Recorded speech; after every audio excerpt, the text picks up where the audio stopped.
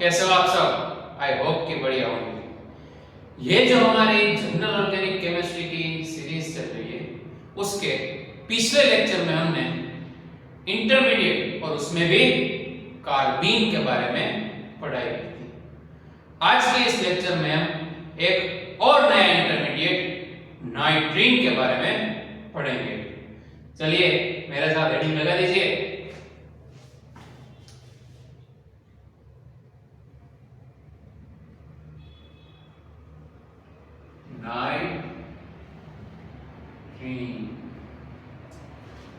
नाइट्रीन।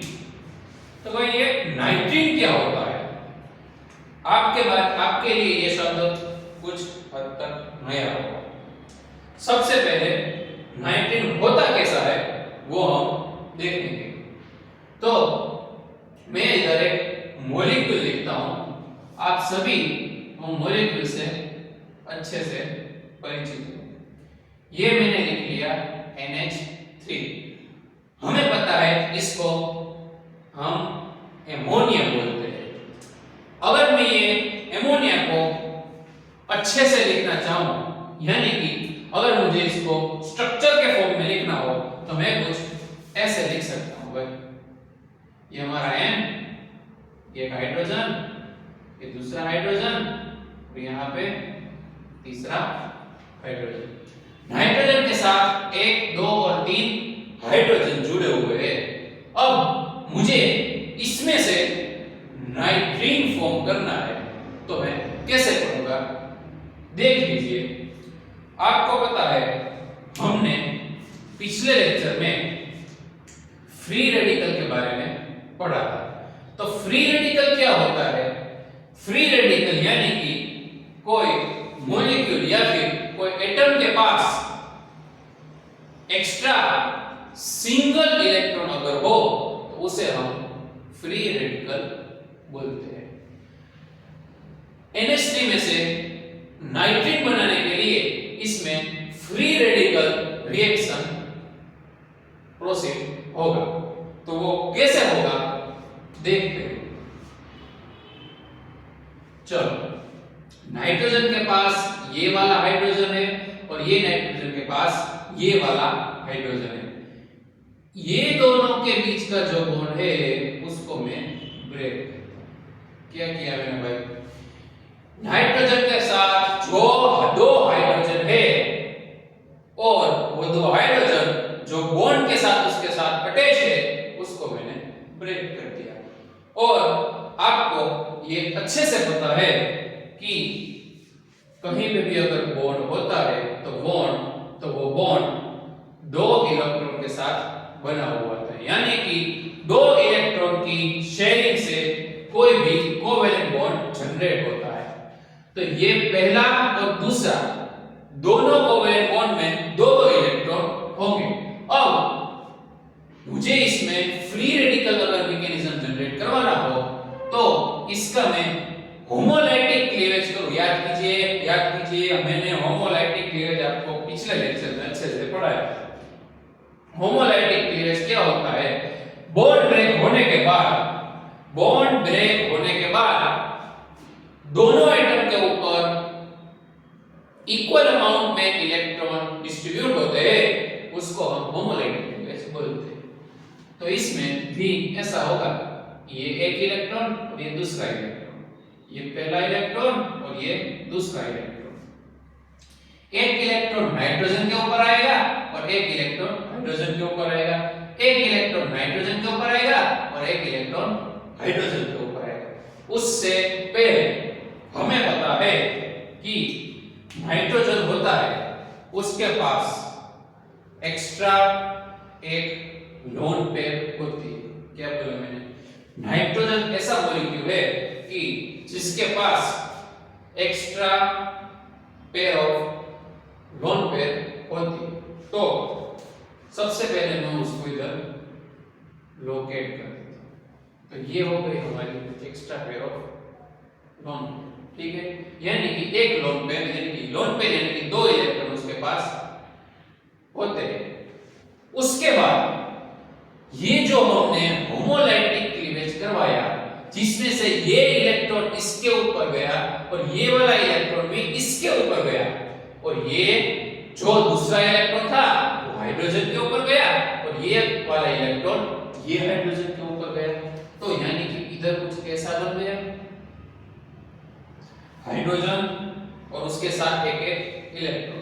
बाद में हमें पता है कि ये दोनों हाइड्रोजन एक दूसरे के साथ रिएक्शन करके H2 मॉलिक्यूल जनरेट कर देते हैं। लेकिन इधर क्या बना, चलो देखो, इधर हाइड्रोजन वैसे का वैसा, ये जो हाइड्रोजन है वो मैं वैसे का वैसा लिखता हूं। नाइट्रोजन के ऊपर एक्स्ट्रा पेयर ऑफ इलेक्ट्रॉन और इधर एक इलेक्ट्रॉन और इधर भी एक इलेक्ट्रॉन बचा। तो मुझे आखिर में ऐसा कुछ स्ट्रक्चर मिला। क्या बोला भाई मैंने? मुझे आखिर में ऐसा कुछ स्ट्रक्चर मिला। तो मेरे प्यारे भाइयों और बहनों, ये हो गया हमारा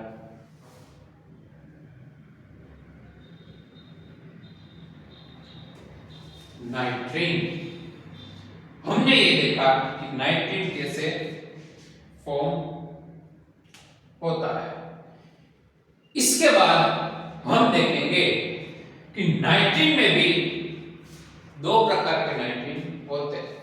जैसे कि आप याद कीजिए पिछले लेक्चर में जब हमने कार्बीन पढ़ा था उसमें दो कार्बीन आए थे। कौन कौन से? एक सिंगलेट कार्बीन था और एक ट्रिपलेट कार्बीन।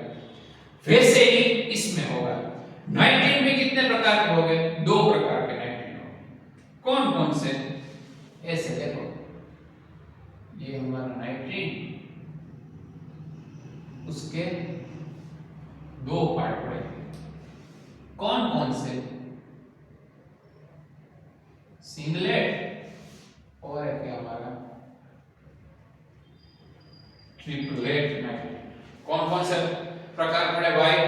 सिंगलेट नाइट्रीन और एक पड़ा ट्रिपलेट नाइट्रीन। इसको अच्छे से समझने के लिए एक एग्जांपल ले लेते हैं। नाइट्रीन जिसके साथ एक अल्काइल ग्रुप अटैच है। अब मुझे सिंगलेट और ट्रिपलेट नाइट्रीन अगर मुझे एक्सप्लेन करना हो तो मैं कुछ ऐसे करूंगा।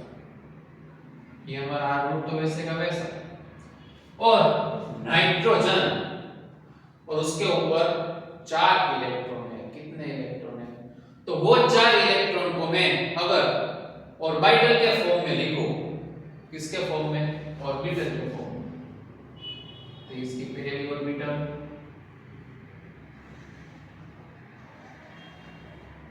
ऐसा कुछ होगा। ठीक है भाई? ठीक है। सिंगलेट कार्बीन, क्या बोला? सिंगलेट कार्बीन में इधर ऐसे इलेक्ट्रॉन अरेंज हुए होंगे, यानी कि एक इलेक्ट्रॉन अप स्पिन में होगा और दूसरा इलेक्ट्रॉन डाउन स्पिन यानी कि लो स्पिन। सिंगलेट कार्बीन में एक इलेक्ट्रॉन अप स्पिन में होगा और दूसरा इलेक्ट्रॉन डाउन स्पिन में होगा। वाइल ट्रिपलेट कार्बीन में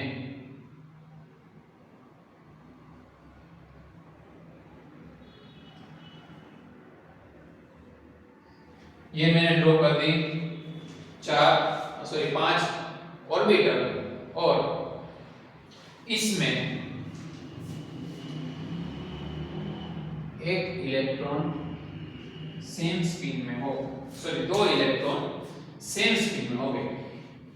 या तो वो अप स्पिन में हो गए और या फिर वो डाउन स्पिन में हो गए। अब हमें पता है कि जहां पे भी स्पिन वाला कंसेप्ट आता है वहीं पे हम स्पिन क्वांटम नंबर लेके आते हैं। कौन सा क्वांटम नंबर लेके आते हैं? Spin quantum number. तो सबसे पहले स्पिन क्वांटम नंबर का S लिख लेते हैं। अब हमें इसमें स्पिन की वैल्यू फाइंड करनी है। इधर एक स्पिन अप साइड है और एक डाउन साइड है, यानी कि एक अप स्पिन है और एक डाउन स्पिन है। अगर एक अप है और एक डाउन है तो दोनों की वैल्यू एक दूसरे से ऑपोजिट होगी। और हमें ये बात पता है और आप पहले पढ़ चुके हैं कि उसकी वैल्यू 1/2 होती है। यानी कि ये जो स्पिन है उसमें अगर मैं अप वाले स्पिन की वैल्यू +1/2 कंसीडर करता हूं, क्या कंसीडर की मैंने? अप वाले स्पिन की वैल्यू अगर मैंने +1/2 कंसीडर की तो जो दूसरी स्पिन है जो कि नीचे की तरफ है उसकी वैल्यू इसकी टोटल ऑपोजिट यानी कि -1/2 होगी। चलिए लिख देते हैं -1/2।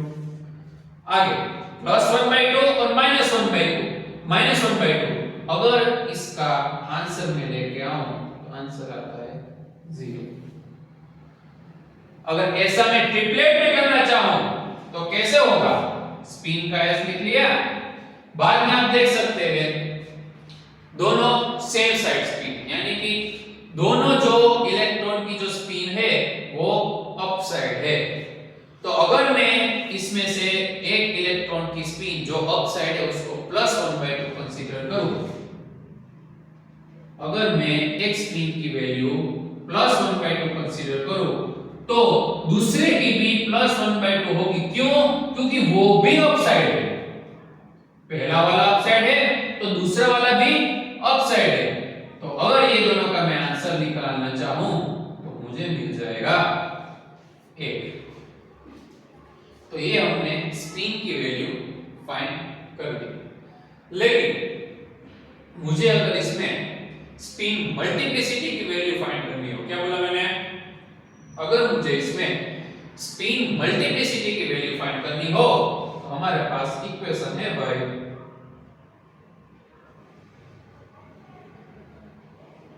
क्या है भाई वो इक्वेशन? 2s + 1 खत्म। इतना सा ही इक्वेशन है 2s + 1 जहां पे s यानी कि हमारे जो स्पिन की वैल्यू है वो ये नहीं, ये जो फाइनल वैल्यू मिली ना वो हमारे s में जो हमें स्पिन की वैल्यू मिली वो हमें पुट करनी है। तो s की जगह मैं पुट करूंगा 0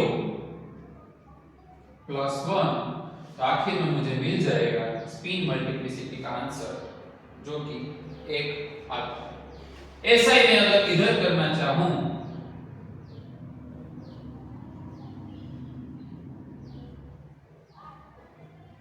2s + 1 वैसे ही 2 इन ब्रैकेट s की वैल्यू 1 + 1 और हमें इधर मिल जाएगा 3 आंसर। यानी कि सिंगलेट यानी कि सिंगल यानी कि 1, तो ये 1 सिंगलेट का सिंगलेट नाइट्रेट के लिए और ये 3 जो कि है ट्रिपलेट नाइट्रेट के लिए। अब मुझे इसमें ये दोनों का हाइब्रिडाइजेशन लिखना हो तो वो क्या हो सकता है? चलिए लिखते हैं। तो याद रखिएगा सिंगलेट कार्बाइन जो है उसका हाइब्रिडाइजेशन ऑलवेज sp2 हो। अदरवाइज वहां पे जो ट्रिपलेट नाइट्रीन है उसका अगर मैं हाइब्रिडाइजेशन लिखना चाहूं तो वो आएगा sp हाइब्रिडाइजेशन। क्या हाइब्रिडाइजेशन आएगा इधर भाई? sp hybridisation. उसके बाद मैं अगर सिंगलेट और ट्रिपलेट कार्बाइन का नेचर लिखना चाहूं, नेचर यानी कि डायमैग्नेटिक और पैरामैग्नेटिक, तो आपको ये पता होना चाहिए कि जहां पे भी इलेक्ट्रॉन एक साथ हो यानी कि एक अप स्पिन में हो और एक डाउन स्पिन में हो वहां पे उसका नेचर ऑलवेज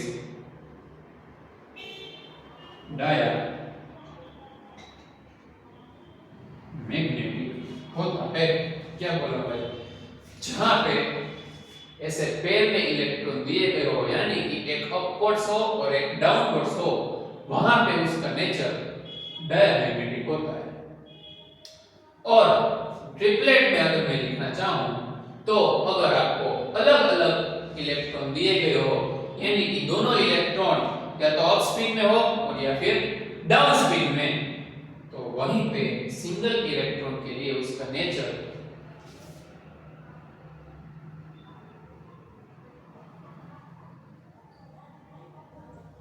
पैरामैग्नेटिक होता है। कैसा नेचर होता है भाई? पैरामैग्नेटिक नेचर होता है। इसके बाद अगर मैं सिंगलेट और ट्रिपलेट नाइट्रिन की स्टेबिलिटी के बारे में बात करूं कि भाई ये दोनों नाइट्रिन है, उसमें से कौन सा ज्यादा स्टेबल होगा, तो मेरे प्यारे दोस्तों ये जो सिंगलेट नाइट्रिन है ना, वो ट्रिपलेट नाइट्रिन के कंपेयर में थोड़ा कम स्टेबल होगा। तो मैं इधर लिख सकता हूं लेस स्टेबल। और वैसे ही ट्रिपलेट नाइट्रिन अगर सिंगलेट नाइट्रिन के कंपेयर में ज्यादा स्टेबल है, तो मैं उधर लिख सकता हूं कि ये जो है वो मोर स्टेबल होगा। दोनों की स्टेबिलिटी के बारे में हमने देख लिया। इसके बाद ये दोनों में एक कंडीशन है, तो क्या वो कंडीशन होगी? देखो, सिंगलेट और ट्रिपलेट कार्बिन, सिंगलेट और ट्रिपलेट नाइट्रिन, सॉरी वो कार्बिन भूल जाता है। सिंगलेट और ट्रिपलेट नाइट्रिन जो है वो ये तरह की कैरेक्टरिस्टिक शो करता है। लेकिन अगर ये नाइट्रिन डिफरेंट ग्रुप के साथ अगर जुड़ा हुआ होगा, तो कुछ केस में ये अपनी जो कैरेक्टरिस्टिक है वो रिवर्स कर देगा। कैसे? चलिए देखते हैं। ये जो हमारा सिंगलेट कार्बिन है, अगर उसके साथ इलेक्ट्रॉन रिलीजिंग ग्रुप, यानी कि इलेक्ट्रॉन रिलीजिंग यानी कि देने वाला, याद करो, इलेक्ट्रॉन रिलीजिंग यानी देने वाला, जिसके पास बहुत ज्यादा है, जिसके पास बहुत ज्यादा इलेक्ट्रॉन है, इतने इलेक्ट्रॉन है कि वो खुद के अंदर समा ही नहीं पा रहा है, इसलिए वो स्टेबल होने के लिए सामने वाले को अपने इलेक्ट्रॉन डोनेट करेगा। ऐसे ग्रुप को हम बोलते हैं इलेक्ट्रॉन रिलीजिंग ग्रुप। तो सिंगलेट नाइट्रिन के साथ अगर इलेक्ट्रॉन रिलीजिंग ग्रुप जुड़ा हुआ होगा, तो वो ट्रिपलेट नाइट्रिन से ज्यादा स्टेबल हो जाएगा। क्या बोला मैंने फिर से?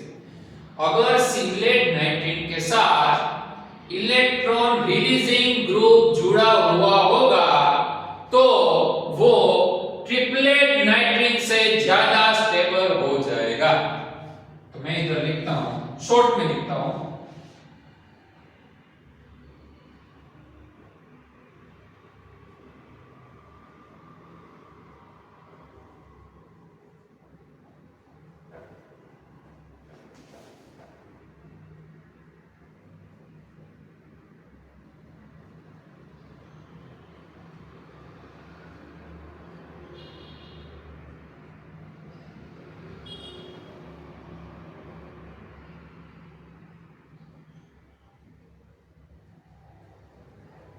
चलिए क्या लिखा है मैंने?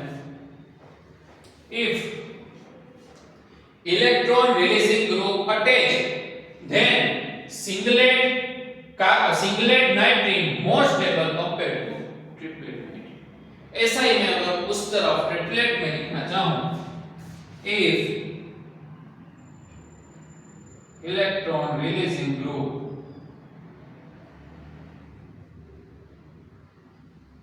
attached, then triplet less stable compared with क्या लिखा भाई? अगर ट्रिपलेट नाइट्रीन के साथ अगर इलेक्ट्रॉन रिलीजिंग ग्रुप जुड़ा हुआ होगा तो ट्रिपलेट कार्बिन और ट्रिपलेट नाइट्रीन सिंगलेट के कंपेयर में कम स्टेबल हो जाएगा। तो ये हमने देखी दो प्रकार की नाइट्रीन और उसकी कुछ कैरेक्टरिस्टिक। आगे हम देखेंगे कि ये जो नाइट्रीन है वो प्रिपेयर कैसे होता है। चलिए हेडिंग लगा दीजिए, प्रिपरेशन ऑफ नाइट्रीन। क्या हेडिंग लगाना है भाई आपको? प्रिपरेशन ऑफ, बोलो, ऑनलाइन पढ़ रहे हो फिर भी बोलना चाहिए आपको, घर में बैठे बैठे घर के सभी लोगों को सुनाई देना चाहिए कि भाई नाइट्रीन पढ़ रहा है। चलिए क्या था हमारा हेडिंग? Preparation of नाइट्रीन। चलिए भाई, अब नाइट्रीन प्रिपेयर कैसे होता है वो हमें देखना है। सबसे पहले हम नाइट्रीन बनाएंगे फ्रॉम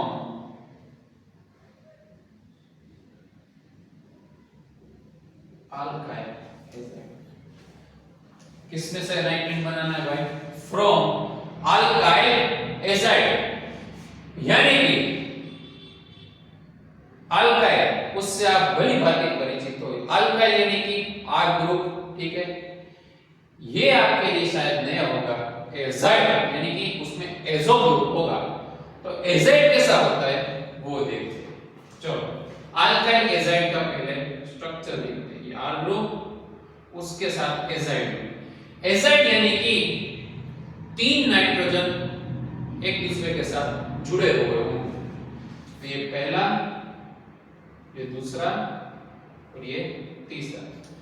हमें पता है नाइट्रोजन की वैलेंसी 3 होती है। कितनी होती है? सॉरी, नाइट्रोजन जो है वो 3 बॉन्ड बना सकता है, लेकिन आप देख सकते हैं कि ये वाला जो नाइट्रोजन है उसने 4 बॉन्ड बना दिए हैं। 3 की जगह कितने बॉन्ड बना दिए हैं भाई? उसने 4 बॉन्ड बना दिए हैं। यानी कि वो दे नहीं सकता था, फिर भी उसने दिया है। अगर फिर भी उसने अगर दिया होगा तो उसके ऊपर पॉजिटिव चार्ज होगा। उसके बाद ये वाले नाइट्रोजन ने सिर्फ 2 ही बॉन्ड बनाए। 3 तो वो बना ही सकता है, 3 बॉन्ड वो बना ही सकता है, लेकिन उसने बनाए हैं सिर्फ 2 बॉन्ड। यानी कि मैं ऐसा बोल सकता हूं इसके पास ज्यादा इलेक्ट्रॉन होंगे, यानी कि उसके पास एक्स्ट्रा इलेक्ट्रॉन होंगे। तो वो एक्स्ट्रा इलेक्ट्रॉन में ऐसे इलेक्ट्रॉन के फॉर्म में लिखता हूं, ठीक है। तो ये हमारा हो गया अल्काइल एजाइड। इसमें से हमें क्या जनरेट करना है भाई? नाइट्रीन जनरेट करना है। कैसे होगा? ऐसे होगा। ये दोनों को मैं इधर से नीचे लिखता हूं। ये जो नेगेटिव चार्ज है वो ये पॉजिटिव चार्ज को स्टेबल करेगा। कैसे स्टेबल करेगा? कुछ ऐसे स्टेबल करेगा। ये अपने इलेक्ट्रॉन इधर डोनेट करेगा और वहां पे बॉन्ड फॉर्मेशन करेगा। अगर उसने वहां पे बॉन्ड फॉर्मेशन किया तो ये डबल बॉन्ड को हिंड्रेंस लगेगा और ये डबल बॉन्ड ब्रेक होके ये नाइट्रोजन के ऊपर शिफ्ट हो जाएंगे, ठीक है। अगर ये स्ट्रक्चर को मैं लिखना चाहूं कुछ ऐसा लिख सकता हूं। ये R, उसके साथ नाइट्रोजन, ये डबल बॉन्ड इसके ऊपर शिफ्ट हो गए थे तो इसलिए वो ऊपर आ जाएगा नेगेटिव चार्ज। उसके साथ ये नाइट्रोजन वैसे का वैसा, और यहाँ पे आ गया ट्रिपल बॉन्ड और यहाँ पे हो जाएगा नाइट्रोजन और यहाँ पे जो पॉजिटिव चार्ज है वो तो है ही, ठीक है। क्यों वहां पे पॉजिटिव चार्ज है? क्योंकि हमारा जो नाइट्रोजन है उसने 4 बॉन्ड फॉर्मेशन किए हैं, इसलिए वहां पे पॉजिटिव चार्ज जनरेट हुआ। ऐसा कुछ हो गया। अब आप इधर देख सकते हैं कि ये जो है वो इजीली रिमूवेबल एंटिटी है, यानी कि ये इजीली रिमूव हो जाएगा। कैसे? अगर आप इसको थोड़ी सी भी हीट दोगे ना, ऐसे क्या बोलते हैं, अगर मैं मजाक में बोलूं तो आप इसको अगर फूंक मारोगे ना, ऐसे फूंक मारोगे तो भी वो रिलीज हो जाएगी, इतना इजीली वो रिमूव हो जाएगा। लेकिन वो रिमूव कैसे होगा? देखो, ये जो बॉन्ड है उस अगर ये बॉन्ड ब्रेक होता है तो ये बॉन्ड के इलेक्ट्रॉन ये नाइट्रोजन लेके चला जाएगा। अगर ये बॉन्ड के इलेक्ट्रॉन ये नाइट्रोजन लेके चला जाएगा तो इसके ऊपर जो नेगेटिव चार्ज है, यानी कि ये नाइट्रोजन के ऊपर जो नेगेटिव चार्ज है वो स्टेबल हो जाएगा। देखो, ये नाइट्रोजन ने इलेक्ट्रॉन ले लिए और रिलीज हो गए। ये रिलीज हुआ तो क्या रिलीज होगा? N2 गैस रिलीज होगा। ये बॉन्ड के इलेक्ट्रॉन ये नाइट्रोजन अगर लेके गया तो यहाँ पे जो नेगेटिव चार्ज था वो स्टेबल हो जाएगा। अगर मैं उसके बाद वाला स्ट्रक्चर लिखूं तो मुझे ऐसा कुछ मिल जाएगा, यानी कि ये हमारा हो गया नाइट्रीन।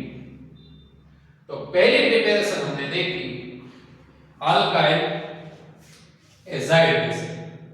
अब देखते हैं दूसरी प्रिपरेशन।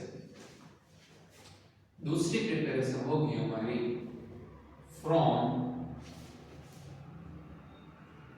Acyl azide. क्या है भाई? दूसरा फ्रॉम एसाइल एजाइड। एसाइल और एजाइड एसाइल ग्रुप, यानी कि हमें पता है R यानी कि अल्काइल ग्रुप और उसके साथ कार्बोनिल ग्रुप जुड़ा हुआ होगा। तो चलिए लिख देते हैं एसाइल एजाइड का फॉर्मूला स्ट्रक्चर। ये हमारा हो गया एसाइल ग्रुप और उसके साथ हमें एजाइड जोड़ देना है, सिंपल, ठीक है। तो ये इधर डबल बॉन्ड, ये इधर पॉजिटिव चार्ज और इधर नेगेटिव चार्ज। तो ये हमने लिखा एसाइल एजाइड का स्ट्रक्चर। इसमें से हमें नाइट्रीन जनरेट करवाना है। कैसे जनरेट होगा? ऐसे जनरेट होगा जैसे कि इसमें जनरेट हुआ है। सबसे पहले क्या होगा? तो सबसे पहले ये जो नेगेटिव चार्ज है वो अपने इलेक्ट्रॉन इधर डोनेट करेगा। अगर उसने वहां पे इलेक्ट्रॉन डोनेट किए तो वहां पे नए बॉन्ड का फॉर्मेशन हुआ। अगर वहां पे नए बॉन्ड का फॉर्मेशन हुआ तो ये वाले बॉन्ड को हिंड्रेंस लगेगा और ये बॉन्ड है वो ऊपर नाइट्रोजन के ऊपर शिफ्ट हो जाएंगे। अगर वो बॉन्ड के इलेक्ट्रॉन नाइट्रोजन के ऊपर शिफ्ट हो गए, उसके बाद का स्ट्रक्चर मुझे अगर लिखना हो तो कुछ ऐसा होगा भाई।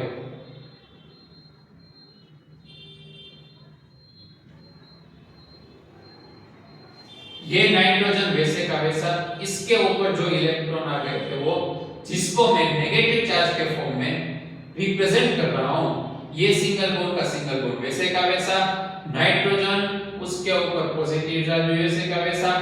ये नेगेटिव चार्ज ने इधर बॉन्ड बनाया था तो ये दो बॉन्ड की जगह 3 बॉन्ड बन जाएंगे, वो मैंने लिख लिए। और जो है नाइट्रोजन न्यूट्रल फॉर्म में, क्यों? क्योंकि नेगेटिव चार्ज ने तो बॉन्ड बना लिए, तो ये नाइट्रोजन हो जाएगा न्यूट्रल फॉर्म में। और न्यूट्रल फॉर्म में हो भी क्यों ना, क्योंकि उसके साथ तो 3 बॉन्ड जुड़े हुए हैं तो वो वैसे भी स्टेबल हो। अब हमें पता है ये जो है हमारी इजीली रिमूवेबल एंटिटी, यानी कि अगर इसको फूंक मारोगे तो वो भी इजीली रिमूव हो अगर वो रिमूव होगी तो जो बॉन्ड है उसके इलेक्ट्रॉन लेके ही रिमूव होगी, यानी कि ये जो N2 है उसने बॉन्ड के इलेक्ट्रॉन चुरा लिए और वो चोरी करने के बाद आसमान में या फिर कह सकते हैं एटमॉस्फेयर में N2 के फॉर्म में रिलीज हो गई। ऐसा बाकी का जो भी स्ट्रक्चर बचा है वो हम लिख लेते हैं R, उसके साथ C डबल बॉन्ड O और उसके साथ बॉन्ड के अगर इलेक्ट्रॉन ये नाइट्रोजन लेके गया तो नाइट्रोजन, ये वाले नाइट्रोजन के ऊपर का जो नेगेटिव चार्ज है वो स्टेबल हो जाएगा।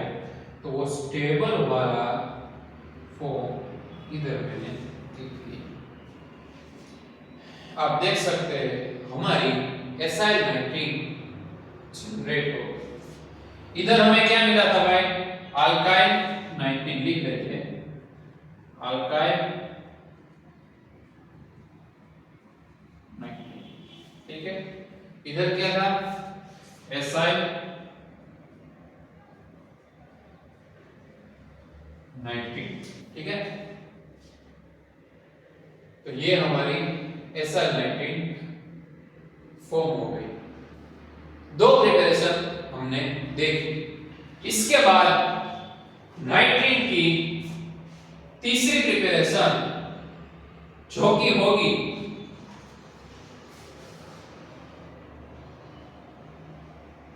फ्रॉम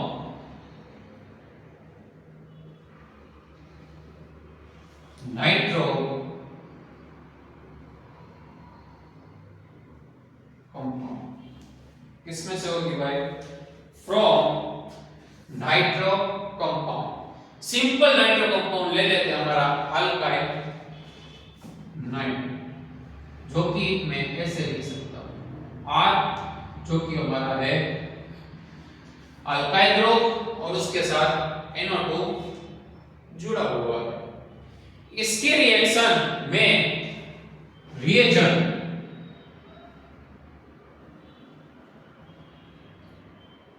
PR3 और PPH3 यानी कि जो है ट्राइफिनाइल फोस्फीन, उसके साथ अगर मैं करवाऊंगा तो मुझे मिल जाएगा हमारा प्यारा सा अल्काइल नाइट्रीन, ठीक है। समझ में आ गया? तो ये थी हमारी तीसरी प्रिपरेशन।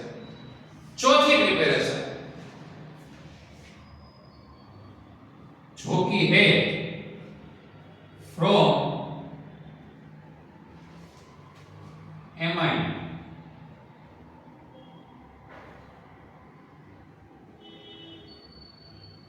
कंपाउंड।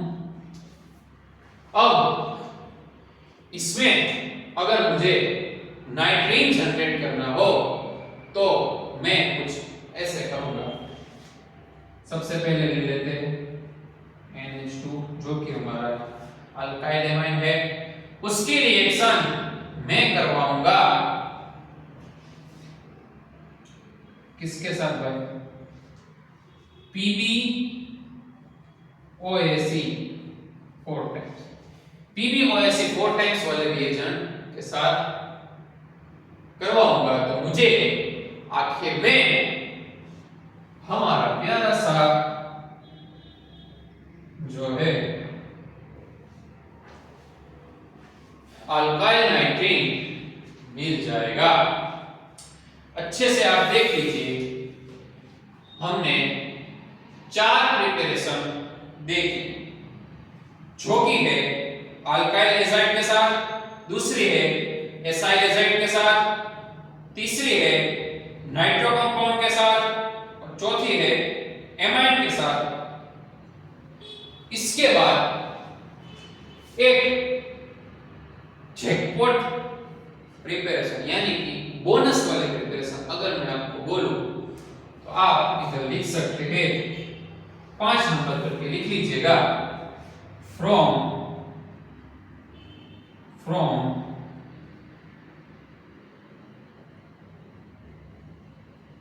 सल्फिनाइल एमाइन। क्या बोला मैंने भाई? From sulfinyl amide. कैसा स्ट्रक्चर होता है इसका? चलिए देखिए, ऐसा कुछ स्ट्रक्चर होता है भाई।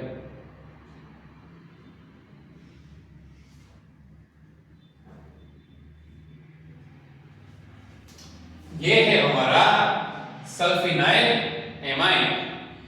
इसकी में रिएक्शन अगर